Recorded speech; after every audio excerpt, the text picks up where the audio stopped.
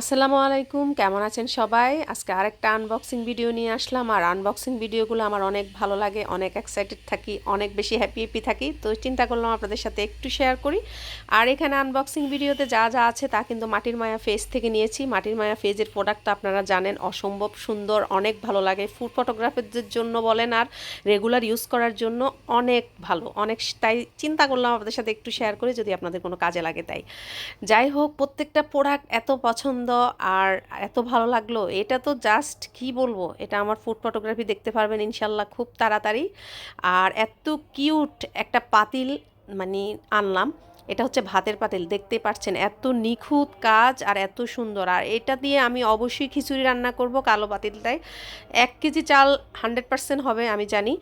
তো আমি ইনশাল্লাহ রান্না করে আপনাদের সাথে শেয়ার করব। আর অবশ্যই যদি কোনো প্রোডাক্ট ভালো লেগে থাকে মাটির মায়া পেজে নক দিতে পারবেন। আর সবাই ভালো থাকবেন, আল্লাহ হাফেজ।